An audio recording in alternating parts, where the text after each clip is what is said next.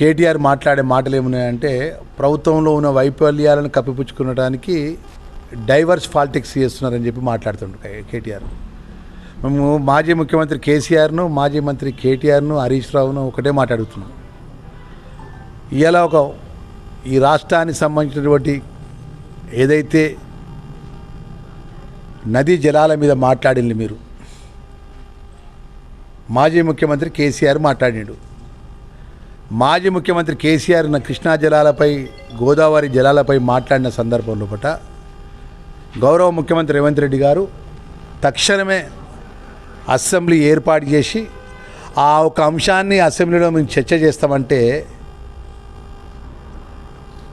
వారు చేసిన ఆరోపణ, కృష్ణా జలాలపై చేసిన ఆరోపణపై చట్టసభల్లో, శాసనసభల్లో చర్చ చేద్దామంటే మాజీ ముఖ్యమంత్రి కేసీఆర్ పారిపోయిండు.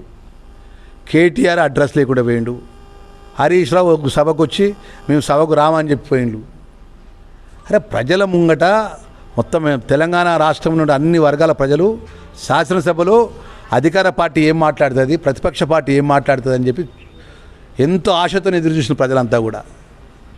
అంటే వాస్తవాలు నిజాయితీగా ప్రభుత్వం నడుస్తున్న సందర్భంలో వాస్తవాలు ఒప్పుకునడానికి వాళ్ళు చేసిన పాపాలు బయటపడతాయని భయంతో పారిపోయాడు. ఇలా ఫామ్ హౌస్కి మా మాజీ ముఖ్యమంత్రి కేసీఆర్ పరిమితం అయిపోయాడు.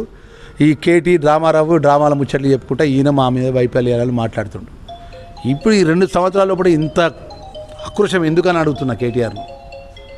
ఇంత మీ మీద తప్పుడు ఆరోపణలుగా మాట్లాడే ఆ నాలుకే ఆ దేవుడు ఎందుకు ఇచ్చిండో అర్థమవుతలేదు. కానీ ఏదైనా తెలంగాణ ప్రజలు అన్నీ గమనిస్తున్నారు. రాబోయే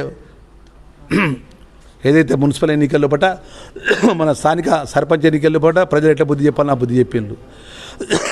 రాబోయే మున్సిపల్ ఎన్నికల్లో కూడా తెలంగాణ రాష్ట్రంలో మున్సిపల్ ఎన్నికల్లో ఉన్న ప్రజలంతా కూడా ఎట్లా బుద్ధి చెప్పాలనో బీఆర్ఎస్ టీఆర్ఎస్కు మళ్ళీ ఒక 4వ సారి కూడా బుద్ధి చెప్తారు. మేము ఒకటే విషయం చెప్తున్నాము. ఇలా ప్రభుత్వాన్ని నడుపుతున్నటువంటి మీరు 10 సంవత్సరాలు ఈ రాష్ట్రాన్ని ఆర్థికంగా సంక్షోభం చేసి 1వ తారీఖులలో మీరు చేసిన పాపాలకు, మీరు చేసిన కమిషన్లతో ప్రాజెక్టుల పేరు మీద దోసుకున్న డబ్బులకు మన ప్రతి నెల 1వ తారీఖుల ఇంట్రెస్ట్ కట్టుకుంటూ, ప్రతి నెల 1వ తారీఖు ఉద్యోగస్తులకు జీతాలు ఇచ్చుకుంటూ, ఈ రాష్ట్రంలో ఉన్న పేదవాళ్ళకి సంబంధించిన సన్నబియ్యం ఇచ్చుకుంటూ, ఈ రాష్ట్రంలో ఉన్నటువంటి అన్ని వర్గాల అర్హత ఉన్న రేషన్ కార్డు ఇచ్చుకుంటూ, ఈ రాష్ట్రంలో ఉన్నటువంటి పేద ప్రజానికి 200